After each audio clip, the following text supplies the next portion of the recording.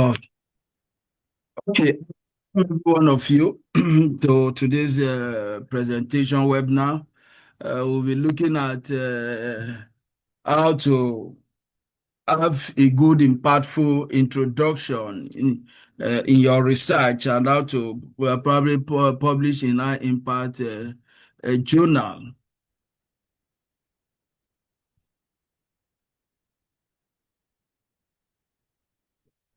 Publish in high impact journal. COVID. I've lost my. Hmm.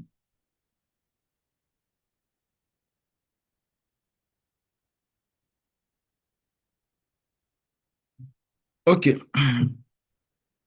So today we'll be looking at writing a strong introduction, context, gap, and contribution, positioning your research for impact. Before you start writing any introduction, you must have gotten your topic. Particularly for students, you must have agreed on a topic to work on with your supervisor or mentor, as the case may be. You can be an undergraduate student, a postgraduate student, or a postdoctoral student conducting a research in your area of discipline or your area of interest. So I haven't gotten all of that established, ascertain with your supervisor. Then how do you go around writing a strong introduction that when a researcher or a trainer like Joseph spots such article, probably in a preprint format, they can write you to invite you to submit your work in their journal for publication. And the reason or the essence why you are being written is because they find your introduction very, very interesting and captivating, as the case may be. So when we talk about introduction, what are we talking about? Yeah. I haven't gotten your topic in terms based on your area of specialty or your subject matter. It is necessary that your introduction need to be very, very clear. It needs to be concise and compelling. It needs to guide the reader from the broad context of the study to its specific objective. And in my PowerPoint before us here, I said your introduction should address 4 to 5 key areas, and all of these can be summarized either in 3 to 4 paragraphs. I said one, the introduction should address what is already known, the background of your study, as well as its context. What remain unknown or controversial? That is the research gap you have been able to identify that your research want to actually address. It is not just enough to sit down to say you just want to write a paper. What is the essence of writing that paper? Is it that you have been able to identify a gap or a problem that you feel the society is facing that needs to be addressed? Which is very, very germane and very, very important. Because if your research is not actually calling for attention for a problem, or probably your introduction, your topic, your subject matter is not actually bringing to fore on how to address a particular problem that has been bearing its head. I could remember during COVID-19, before people could talk about the impact of this COVID-19 on primary healthcare board. I and some of my team in the primary healthcare will quickly conduct a research and we're able to bring to limelight and one the organization, but the health institution, that COVID-19 is going to interrupt immunization activity in Bayelsa State, Nigeria as a whole. Less than 6 months thereafter, we start experiencing it. Even parents, children who on their own go take immunization vaccine, they started having some element of hesitancy towards taking immunization that they are already used to. Now we are not even talking about COVID-19 vaccine, but immunization. And these are things that our research was able to bring to limelight. So is this necessary? And is it also timely, innovative, or novel? What are the new things you are trying to bring on board for people to learn? New ideas. There's a new idea rule the world. So writing a good introduction is not just writing stories. It's not just writing just because you want to call yourself you are a good writer. No, as a researcher, your research, your write-up should be evidence-based, and that is why you need to apply some element of statistical data when communicating your information, and this will enable the reader understand the gravity of the problem at hand. So it is necessary that we consider the introduction as a building a logical and persuasive case for your research, as well as demonstrating its relevance and contribution to existing knowledge. Of course, you will not be the only person probably researching on that subject matter. There must have been numerous studies conducted in that area. But what is different that you are bringing on board? What is novel? What have you been able to identify that you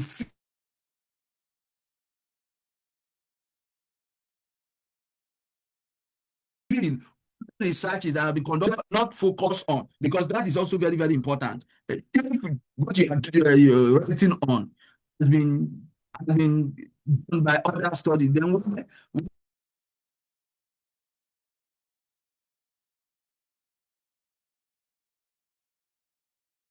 you actually going into such study? It is not actually necessary. So therefore, you must be able to identify a gap that your study want to fill, and it is with this intent that your study will be given appropriate attention. This is very, very important. So practice your research introduction with clarity, context, gap, and contribution is also very, very important. Therefore, your introduction should explain why your research matter and how it actually fits into existing knowledge.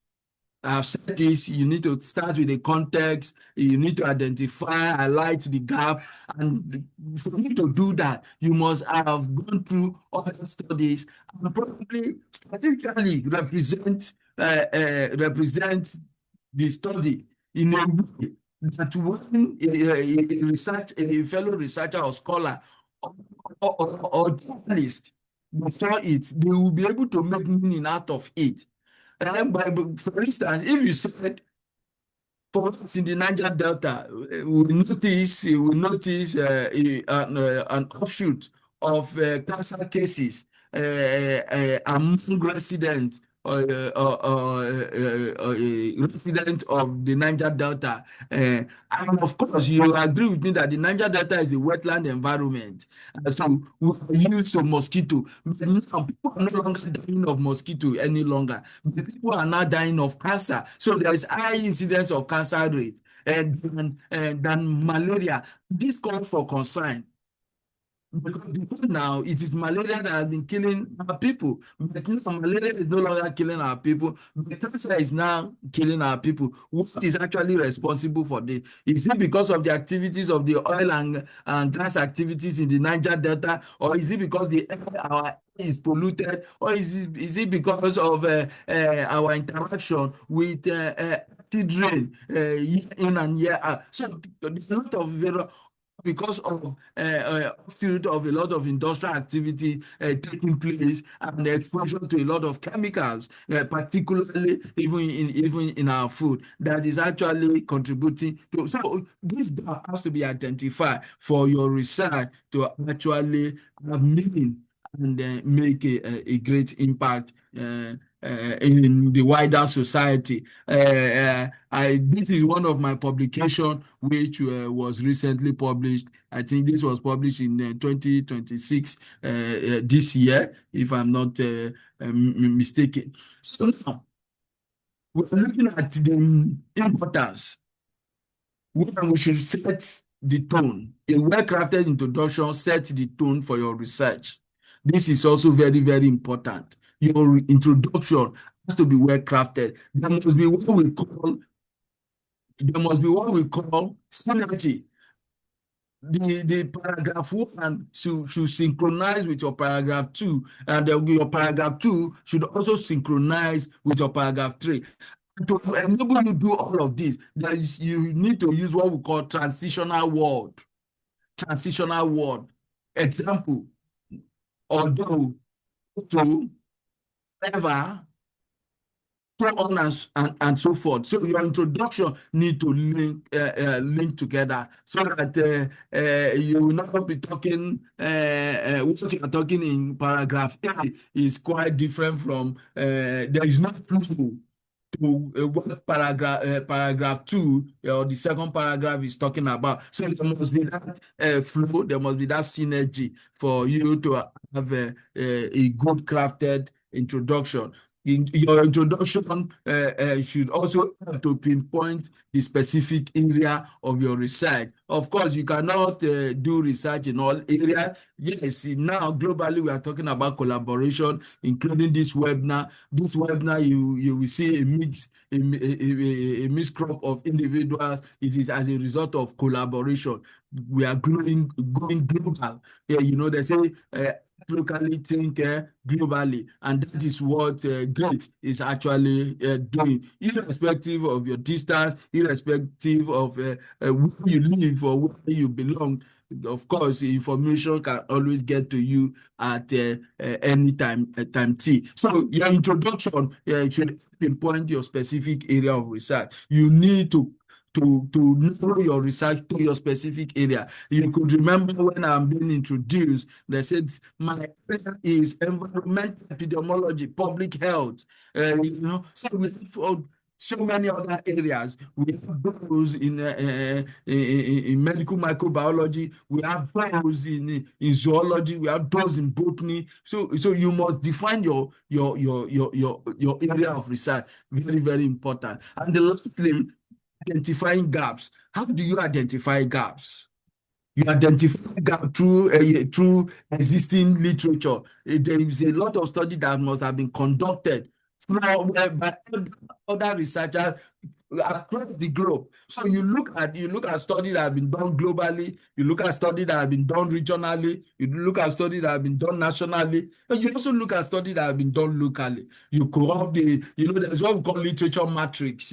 When you have your literature matrix, you can be able to pinpoint the study each researcher actually did, what is their scope, what is their limitation, and from all of that, you can come up with your own research gap that you have been able to identify. This is one of the paper I published in PLOS computational biology. That was, I think, this is 2025 as well. If you have time, you can as well find time to go through the paper, which is also talking about sustainable African research and how Africa can actually engage in more productive research, impactful research, research for evidence, not research that we're gathering dust in shelves. That era has passed. Your research should be able to change policy. Your research, particularly for some of you who are my students here, whatever, maybe PhD or PhD research or MSc research, should be evidence-based, should be able to change the course, the narrative of how things is done, and to a more sustainable and environmentally friendly approach. But he could change policy, he could change the way organizations have been carrying out their activity. Like currently, I have a professional colleague who specializes in AEFI, adverse event following immunization. I personally advise her, why not, since you are the focal person in that area, why not begin to craft your research in that area? Because there is always an adage that said, what is not documented is not what is not done. So there is need for us to begin to document and put out there our study based on our work experience, based on the various theses or project or research we are actually conducting in our various cocoon of our environment or work related environment. So this forward, so conceptualizing your research is very, very crucial. It tends to clarify the importance and timeliness of your study. Connecting various established researchers is also very, very important. And that is why your literature review is not something you should joke with. I used to tell my student, there's what we call meal plan. When I say meal plan, what do I mean by that? Meal is main points. A is analysis. A is evidence. L is lead out. When we are writing an exam, let's apply the meal plan. Always apply the meal plan, even if you are writing an exam. Even in your research, always apply the meal plan. Particularly if you want a eye-catching introduction that will attract readers to read your work. And these are also strategy for you to get visibility, citation in your research. You must be able to narrow yourself down to your area of specialty. You must not join every research that comes your way that you want to be a particular. And at the end of the day, you'll be jack of all and a master of none. So you must be able to narrow yourself down to a specific area of research, so that when it comes to environmental health, even if you can't tell 10 professionals or the 11 or 20 professionals in that area, you'll be able to call you that, yes, this is an expert in environmental health. And not just want to join every research just because you are looking for paper to brief your for promotion and the rest of them. And I tell students and colleagues, do not publish for promotion, publish for impact. That is the cross of this webinar. Writing a good introduction for what impact.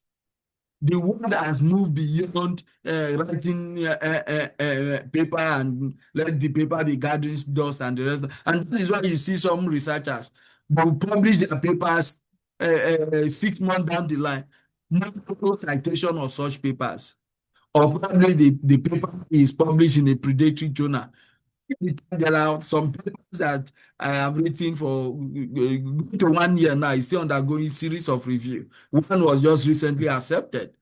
The rest is still undergoing series of review. So we must be able to carve a niche for ourselves and follow through the rigorous processes.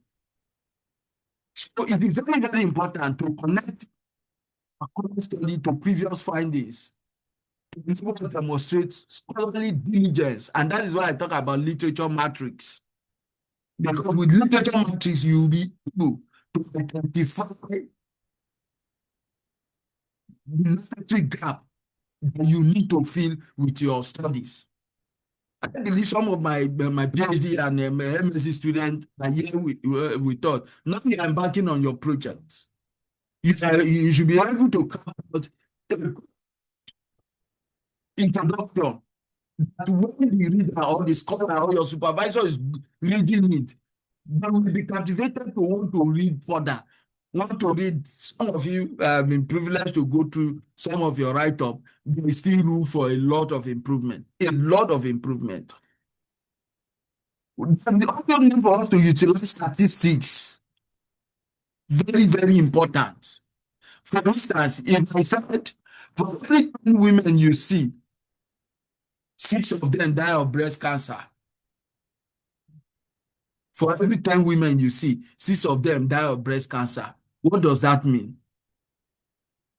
So anybody that sees it, you realize that even the news media, when they see such a thing, it becomes a news headline for them. They say, for every 10 women, yeah, that gather together, 6 of them tend to come down with the. They begin to give you the statistic. That means in a year, we are likely to have so number of deaths, which is less than the population of so country or island. It becomes mind blowing. See, are you saying we are losing the amount of person on the earth survey as a result of breast cancer?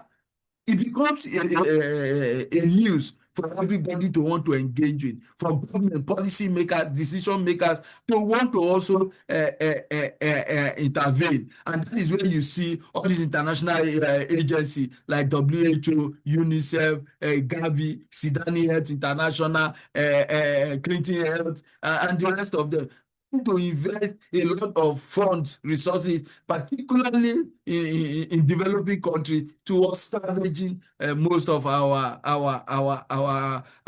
situation in our various primary health care centers or secondary health centers as well. So there is need to identify consensus, contradiction, and limitation. The limitation of your study need to be justified. And this is why when carrying out a study, you also, there's what we call scope of the study. You can't cover every area. You also have to define your scope of study, which is also very, very important. You have to emphasize the most relevant finding that set up your gap. Just as I said earlier, this is also another paper I published with BMJ. Many more. If you need my papers, you can go online. You get so many of them. So, but you need to really review existing literature, as I've always said earlier. We need to be specific about our gap. We need to be precise and measurable. There's what we call SMART. So our gap need to be smart in nature. It has to be specific. It has to be measurable. It has to be time-bound. That is why now there is much emphasis when you are finished writing your, they will say, here's your recommendation on the basis of the problem you have been able to use your publication or your research to address, and not just give a general recommendation. And that is why in some impact journal they will tell you that your recommendation, make it short-term recommendation, mid-term recommendation, as well as a long-term recommendation. By the time you are able to, you'll be able to identify what are those recommendations that you feel can be carried out within less than 2 years or less than 6 months. Because this is also very, very important. There's need to define the specific problem and its scope, which I have mentioned earlier. But who is affected? What current solution for short, particularly for those in the agencies. And that is when you there's what we call intervention study. When you do an intervention study, it is always advisable you develop what we call a white paper. When you develop a white paper, the effect of it is you are calling government attention directly to a problem that needs to be addressed as soon as possible. And it is when you're able to do an intervention study, you'll be able to come up with an impactful solution that it can even change the course of an agency direction. which is also very, very important. So you need to pinpoint the specific gap your study address using evidence from various literatures. Explaining how existing work is insufficient or is deficit. State the precise research question that closes the gap. Emphasize novel focus. Innovation. Innovation is very, very important. Just as I said, nobody will pay you because you can read, cram, and pass exam. People will only pay you if you can solve societal problems. And research can be used to do what? To solve societal problems. But unfortunately, because research is tedious, nobody wants to engage in it. So what are the significance of most of our research? There's need to explain the expected scholarly and practical significance of your results. I've also noticed that even after our study, sometimes our result is not properly communicated.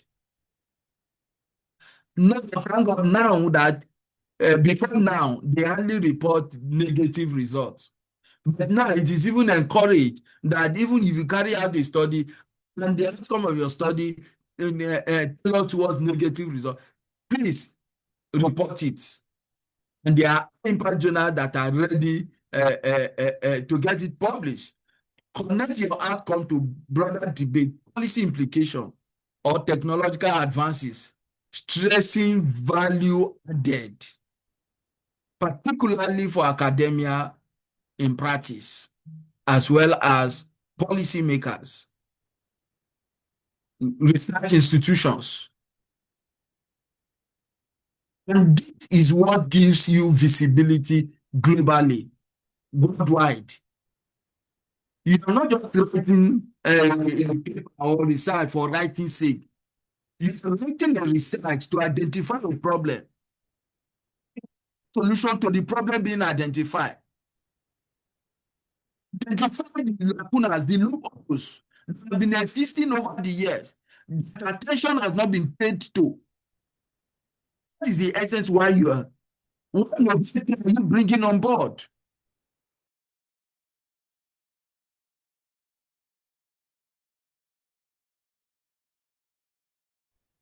The change of things so that information can properly be communicated. This is very, very important. So the very strategic positioning when it comes to you use your research to influence decisions. You can use your research to influence perception.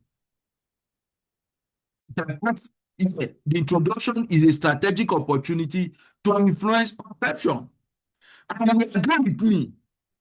Sometimes perception is stronger than reality. Sometimes. So as a researcher, you must be able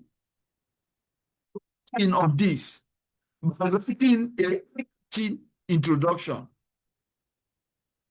But we want to prepare people to continue to read the work. You need to enthusiasm. Balancing enthusiasm with academic rigor is very, very,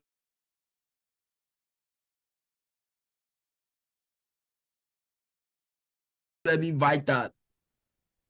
A lot of us do not want to work. Now that we have AI, now that we have AI, what extent are we actually leveraging on AI to do a more better work for ourselves? Or now we leverage on AI to do all the write-off of. And that is why students know me. Any work they bring, if it is AI generated, I know. Look, read the first two paragraphs, I know it is AI generated. So let us be methodical in whatever it is we are doing, particularly when it comes to our research. It is very, very, very, very important. We need to be detailed.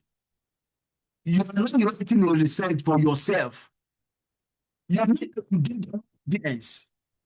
You need to understand the message you are communicating, the problem you have identified that you have proper solution to. That is what I say, engage the audience. Engage the audience with clear and concise language. Make the introduction memorable. It is when I became an editor with Plus One, with BMJ and some other impact journal, I begin to appreciate research.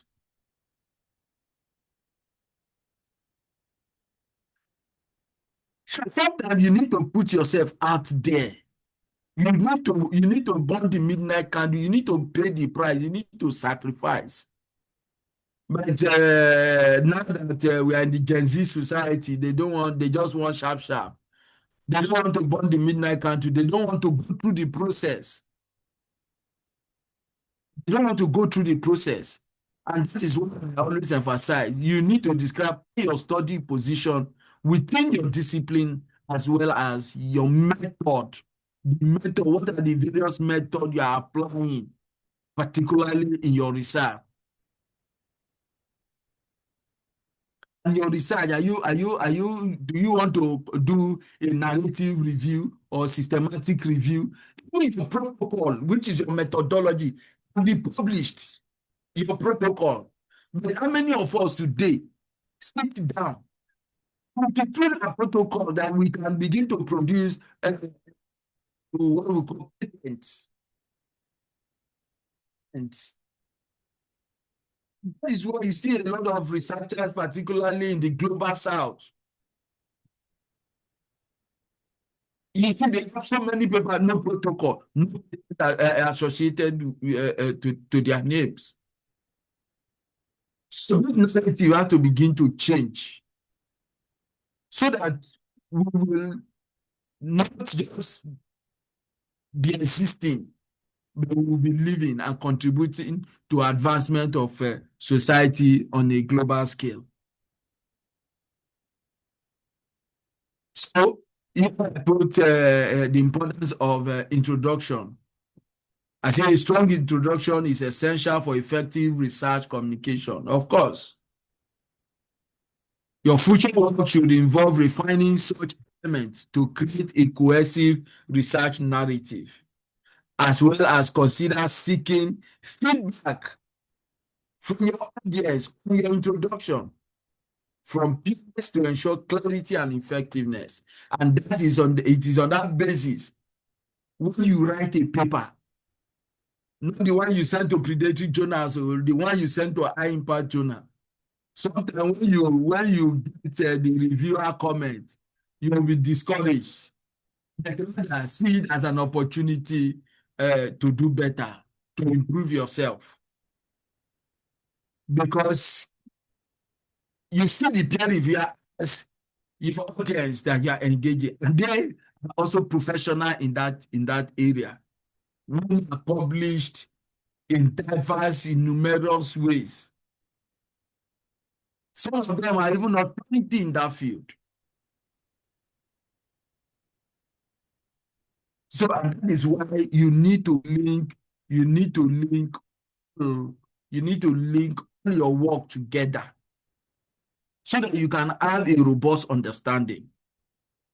As I said, a strong introduction is essential for effective what? Research communication. Out there, your audience should be able to understand your research. They must not be a professional in that area before they understand what you are talking about. Because some of the policy makers, they may not be well in tune with some of the terminologies in your field of study. So how do you communicate with them? Because these are the people that will make your research more implementable. So if whatever it is you are writing, it is not properly communicated or well understood by the decision maker, by policy makers, you realize that your research will end up gathering dust on your shelf. So you consider seeking feedback on your introduction, on your research, from peer review, from your friends, from your colleagues, to ensure effectiveness and clarity. On that hand, I would like to say thank you so much for having listened to me. And if you have any question or concern, I'm available to attend to those questions.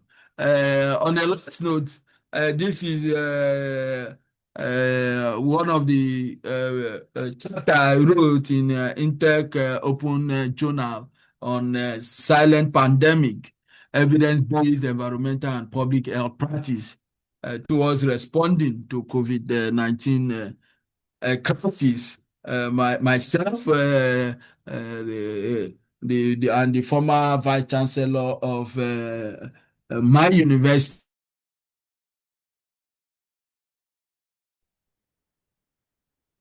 we are currently teaching, and so on, so on. So these are some of my work I've been able to present here for our understanding. And I believe as we go, if you want more of my work, they are all online, and more is still coming. Particularly with my student, I'm currently doing a lot of work with my student in the area of environmental epidemiology and public health. And sooner or later, we'll be throwing out some of those systematic reviews we have been able to put together for quite some time. So at this junction, I want to say thank you so much. If you need more information about Grid Center, these are the information that is displayed. And my email is also displayed. If you have any concern, even after this place, be it mentorship and the rest of them, we can work together. We can collaborate to do more impactful research together. Thank you, and over. Thank you, Dr. Morufu. Thank you for completing on time and making session truly informative. I hope I'm audible. And I would like to encourage everyone to continue sharing your questions in the chat so we can make sure our session even more interactive and participatory. And don't forget to review us on the link that provided in the chat box again. And I would like to remind that everyone attending today's session will receive a certificate of participation. It will be available for automatic download. We will share the access code at the end of the program in chat box. So please stay with us right through to the closing. And now I want to request second mentor, Dr. Kao Thanwo, to continue with the session. Please join us for to welcome Dr. Kao Thanwo. Now the session is over to you. The floor is yours. Dr. Kao, now the floor is yours. Yes, I hear you. Yeah. Okay, thank you. So I request Dr. Morufu to please stop sharing your screen.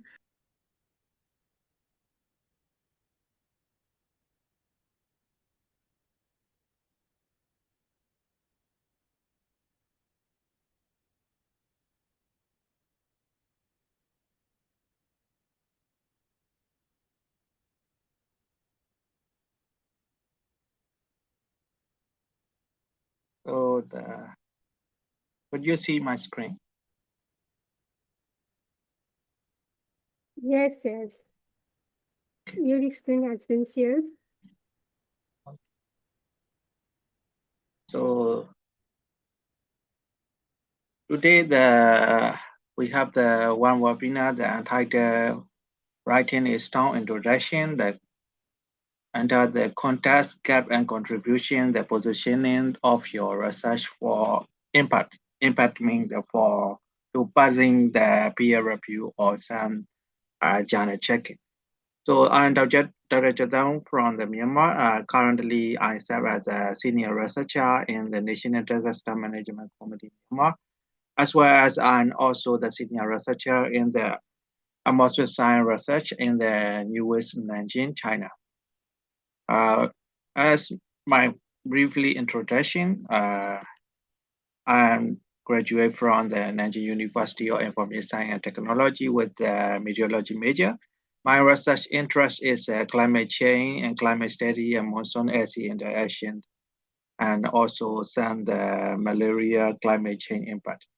I'm also served as an assistant editor and reviewer at some journals such as Springer Discovery City and the Sun NDP channels like Atmosphere. And I'm also the member of the Sun organization like ODC China and Calibat and the South Asian Meteorological Association, some are from the India host and our GRID. So these are the introduction briefly about myself. For the today my session, the organizer are given the some outline to contribute to the audience. First is a wide introduction by reviewer point of view, and the typically reviewer comment on introduction before and after with the before and after exam. So the my session I will be contribute regarding from the side of the reviewer point of view. I will describe you about from the reviewer point of view how reviewer review your introduction session and how we give the suggestion for your introduction session during your writing. Firstly, to get the good strong the introduction session, you have to outline your research. For deeply, my previous mentor is Dr. already mentioned the very deeply. I will be explain generally again, the repeat again. Firstly, you have to define your study box, the word of your study. What is your study first? You have to know. Then establish the common knowledge. You should step the explanation about the by common knowledge. Yes, for example, like a biological research paper. If you are a biological expert, you well know about all biological terms and every terms related with you is okay. But in the audience, audience means that the reader. The reader are come from the various kind of the sources, various subjects. They are very not only the biological student or biological expert. So think that your explanation that you have to explain that your study by common knowledge, not your expertise.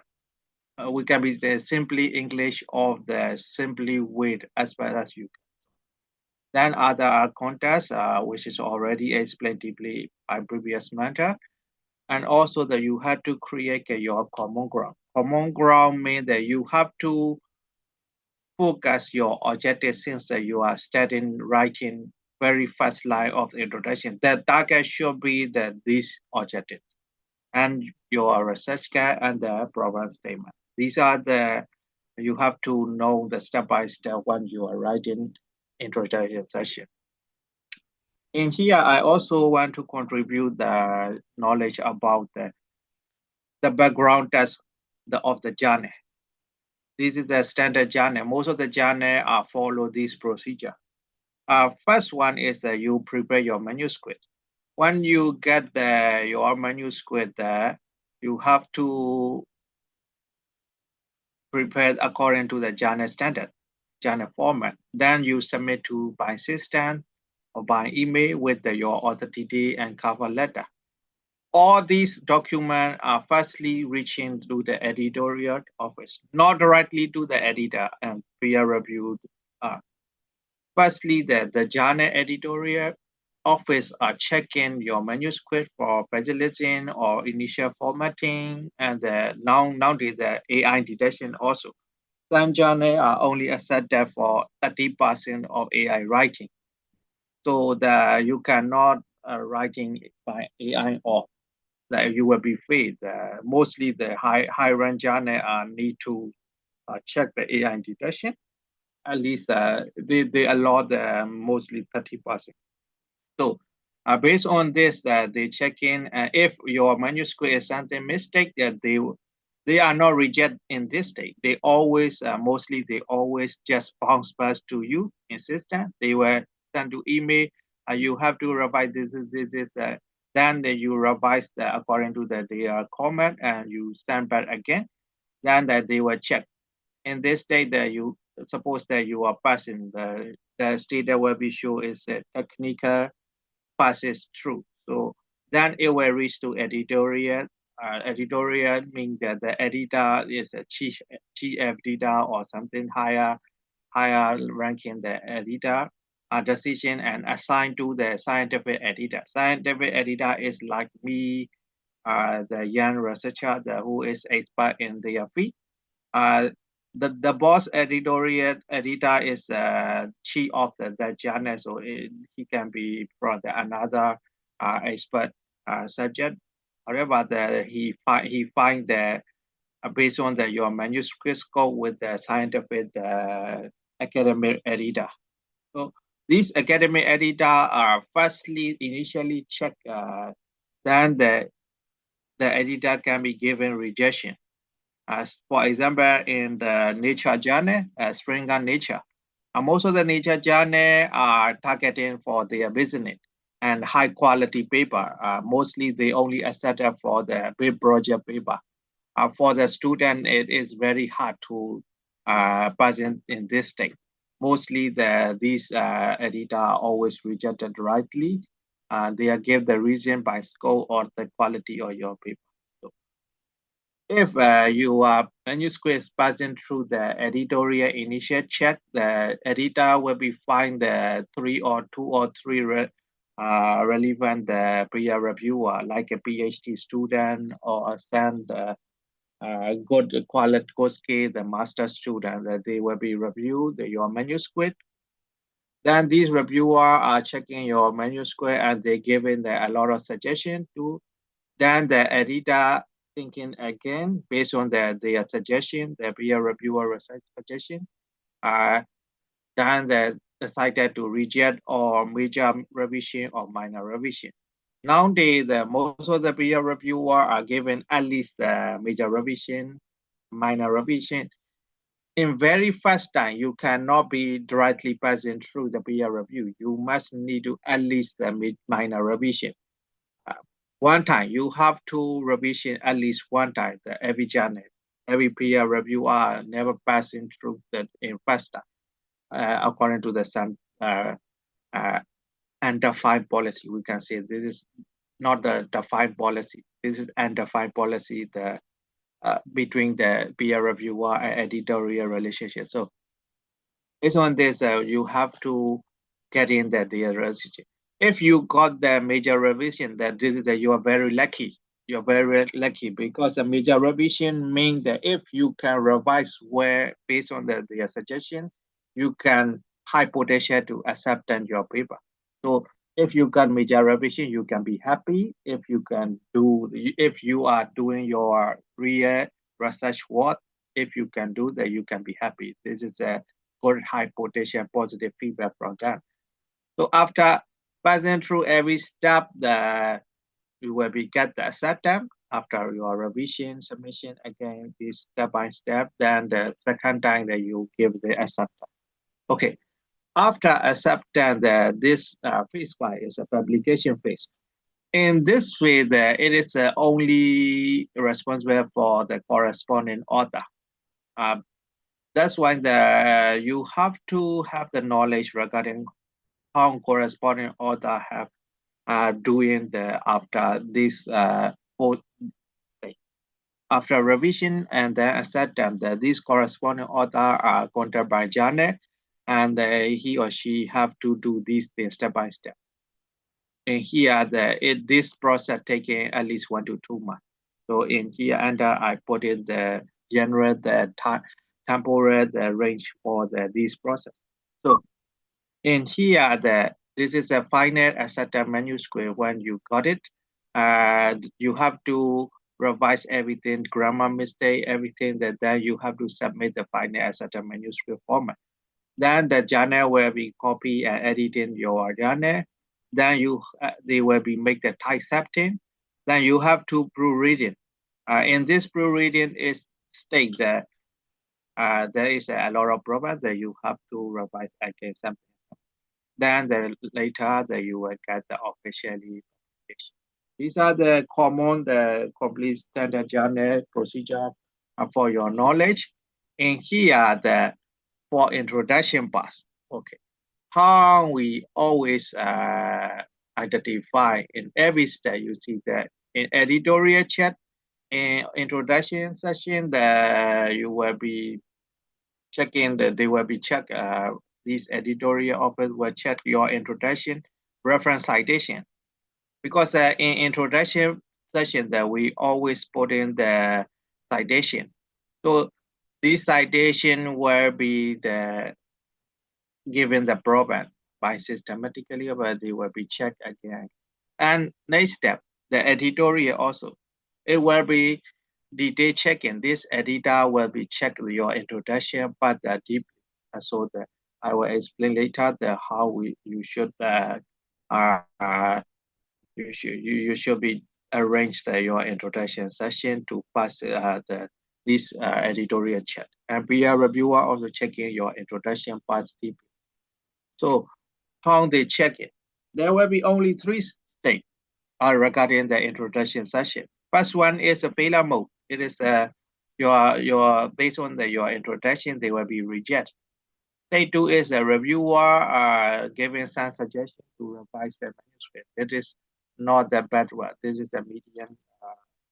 You can be handling on this. A straight D is very good that you facing everything, then you already revise everything that they will give the positive feedback. Only these three say are occurring during your introduction, session writing and the reviewing. So this is my model that according to as mine, I already explained that and also be a review. So this is my model to how to check in your manuscript. Firstly, I always check in the title and abstract first. So this title should be reflected on journal scope, or this abstract is really reflected to the title like this. And that is the promise something new or like that. And then I check the introduction section and context guide and contribution as explained in the previous matter. And then I check the figure quality, and then I consider all parts and I should be given major. Normally, I never given rejected because I have some sympathy on the writer. I also the author, so I already have the experience, but a lot of bad experience during my previous publication. So I never given the rejected. I mostly given the major revision frequently. So this is my model. For the standard model is for contents chat that we check it. It is the topic is important for this journey, and the do citation reflect the key literature. And it is the scope is appropriate with our journal like this. Then for the gap that we check the is gap is specified and verified or not, and what the previous word missed. So it means the previous we already put in the previous research or previous literature and previous war showing this. That's why we are doing this like we writing like this always. So for this we have to check what is the previous war message. It is a get or row failing this. Your research can be failing this get or not yet. And for the contribution chat, we will check the do others take what they did, and it is a novel or incremental, and then that is directly address the gap by your contribution, the result part. Then the linkage chat means all the section of your manuscript are linkage together each other or like this. Mostly this linkage check can be seen in your abstract. When you are writing abstract, these linkages are already appear so that we can be clearly your paper is linkage each session by each session or not like. So these are the standard check-in from the reviewer side. And when the reviewer are raising the red flag and raising the green flag. If your manuscript is no clear research question, for example, this paper is inclined blah blah blah. So this is a topic, not a question. Question should be, does higher rainfall validity increase in local conflict? This is a good question. It will be research question. And another thing is a literature review in introduction part.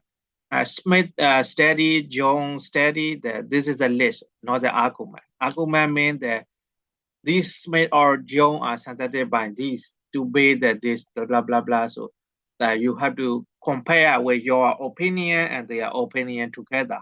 That will be argument. You have to create the argument between the previous researcher and your opinion. So that will be literature review.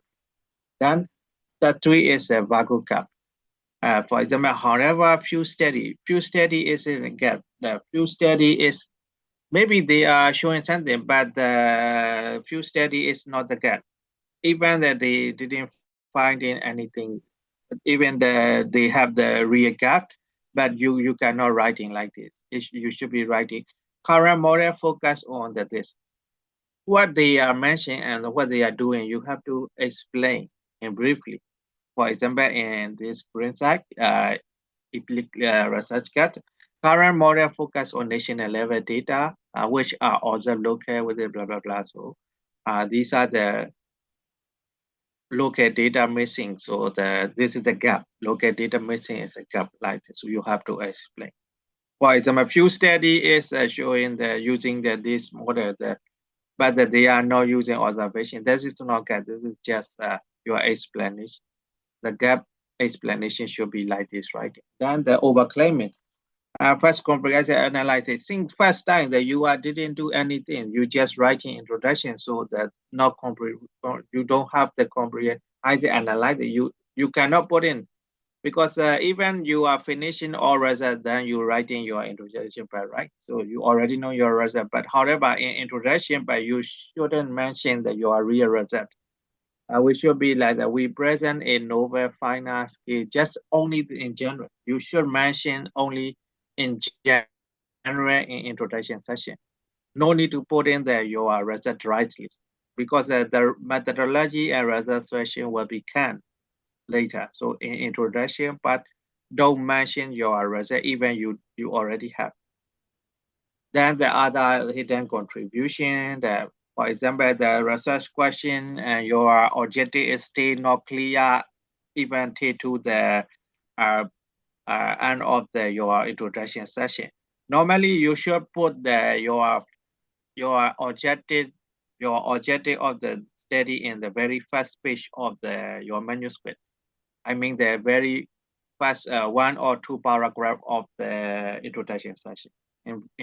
It should be on the first pages because honestly, and also I never reading this manuscript when I review from starting to ending deeply. According to the experience, we already know that where we have to check step by step, check, we check in that this point, and then we can be decided. So that's why the page one is you have to mention your objective introduction. And sorry, also, Dr. Gao. Sorry, yeah. Dr. Gao, for interrupting. Now 5 minutes left. We are running out of time, so warn you, we have limited time. Hello. Yes. Am I audible? Okay. Hello. So, should I continue or start? Yeah, Yes, you can you continue, have. Dr. Kim. She's saying that we have limited time now, so if possible, please wrap up quickly. Okay. So I already shared my PPT in the chat box of this meeting, so that you can read it. There's no I create a very clear explanation. So in this part also, I have to explain a lot of the better. I will run through. This is regarding about the introduction. It's not a it's not a summary. It's a contract that you have to find showing that your contract, like whatever the cat, what is your introduction blueprint, your research blueprint, not like summaries. The summary is just a summary your research, but you should be like a contract. Okay. For the literature review, I would like to introduce the one thing fast about the one methodology, finding gap with the Prisma. Prisma method is currently we are using by the like a literature review. We downloaded all the paper related with your keyword. Then we filtering step by step by computer or by hand. It is no problem. Then you will get the less reference paper. Then you will get maybe you can check that this Prisma, what is the Prisma in AI or Google search that you can. This is briefly the explanation of how this Prisma model working. Based on that, you can create a one paper for introduction part. For my PhD and master, I always publish my introduction section of the thesis as a one paper. We can say the bibliography review. So you can do if your introduction part is created by this Prisma model, that you can get the good web paper.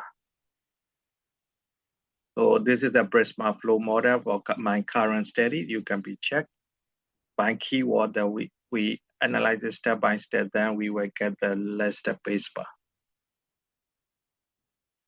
Okay, these are the before and after, or the how to write to avoid the dash rejection. You can read easily in here, and you can check. I already put in the very clear explanation.